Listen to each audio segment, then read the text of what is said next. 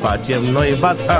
Care e faza cu melodia asta? De ce s-a apucat Imogen să cânte așa ceva pe live cu Teo? Cum a reacționat Shelly? Ajungem și la melodia cu videoclipul oficial lansată chiar săptămâna asta. Shelly, dă-ne nouă banii. Ultimele mele clipuri au făcut peste 20k like-uri și ați mai dat și subscribe, au venit persoane noi pe canal. Deci nu v-am bătut la cap degeaba. Dacă fiecare clip face 15k like-uri, ar fi ce trebuie, dar la cum am căzut de pe platformele alea la parcurs, da, hai că vă înțeleg. Și să-mi scrieți mai jos în comentarii ce sugestii mai aveți pentru care e faza.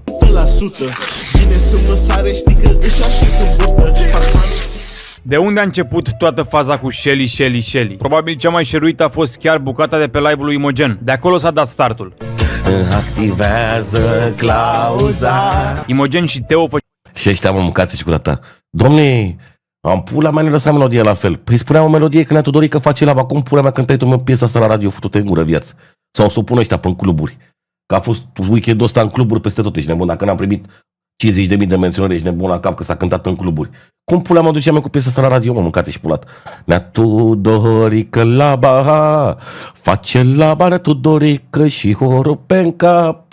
Dacă nu mă înșel, chiar reacționau la Buzz House și s-au apucat băieții să dezbată, să discute. Când lui Imogen, ce să vedeți, i-a scăpat un porumbel pe gură. Un spoiler pentru episodul din Buzz House care urma să apară. Filozof? Bă, nu... Care crede că asta e natural. Uite, vezi, aici e naturalețe. Am dat-o în gard. Băi, de-aia am și făcut melodia asta repede, zic.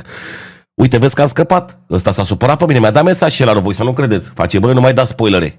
Exact ăsta a fost primul mesaj. Vreau să dau spoiler, dar vreau să vă zic că votul nostru, gen, ni l-a cerut persoana în cauză să-l Persoana în facem. cauză. Deci ea a spus, eu eram la spital și a zis da. așa. Imogine, dacă nu votezi, mă supăr rău de tot pe tine. Așa a spus. M-a sunat personal la spital și a zis, Minuna... Bă... Hai de pula.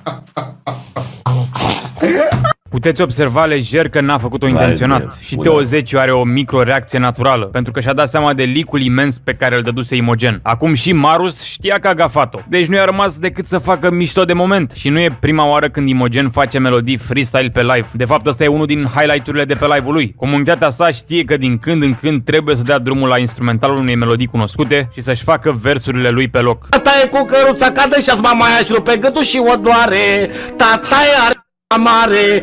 Pentru că invitatul de pe live era Teo Zeciu, care face content family Să prosără tot. Merit ghilotina franceză 1853. Păgăt. friendly. Imogen a ținut cont de asta și a făcut o piesă aproape clean. Că s-a scăpat el puțin la început, aia e altă treabă.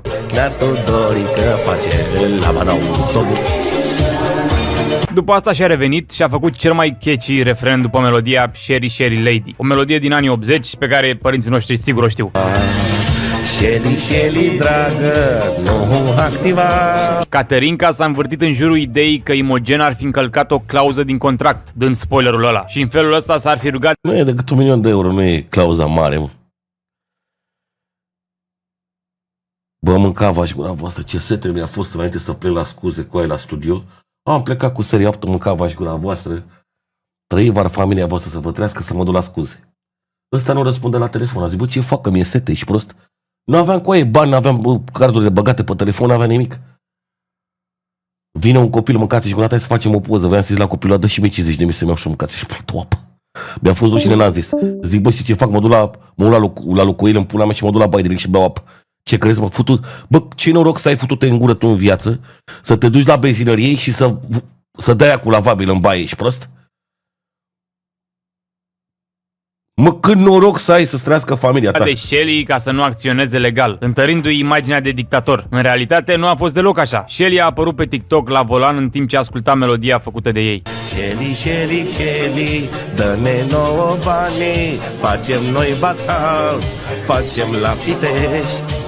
Abia și să mă merg la bas sau să mă bat ca nu trebuie. Bă, Andrei mi-a dat o melodie. Shelly, dă-ne nouă banii, facem noi un baza.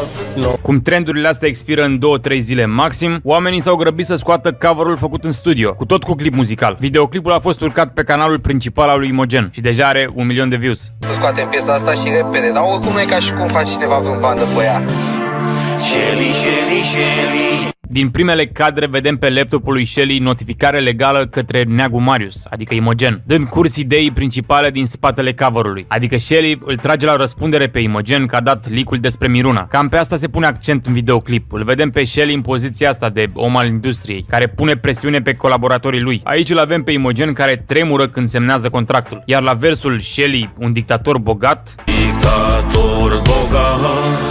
Shelly apare lângă Nicolae Ceaușescu tapetat pe perete. Tot așa să amintească de mimul cu dictatorul. Aproape pe tot parcursul videoclipului îl vedem pe Shelly om serios, care e vizibil deranjat de Teo Zeciu și Imogen, care au venit cu chef de distracție. Dansează pe lângă el, îl țin din treabă la birou, au venit să le enerveze la masă, s-au îmbrăcat în polițiști, l-au arestat, își făceau de cap pe șantier. Toate astea au culminat la ultima parte a piesei, când Shelly recunoaște că refrenul e bun și că îi place. Acolo renunță la aliura de dictator serios care nu știe să se Ideea mea, mă! Ideea mea, mă! Ideea mea, mă!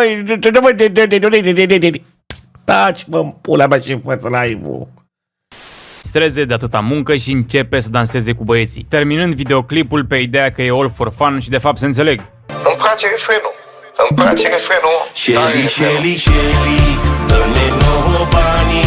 S-au mișcat Facem destul de noi repede gombața. și cu refacerea instrumentalului, dar și cu videoclipul. Eu aș fi făcut un greșeli în Shelly, dar se vede că băieții l-au făcut la mișto pe repede înainte, pentru Pe repede înainte, direct. că mimurile de genul expiră imediat. Totuși rezultatul a fost bun, cred că toți am râs. Cam asta a fost faza cu Shelly, Imogen.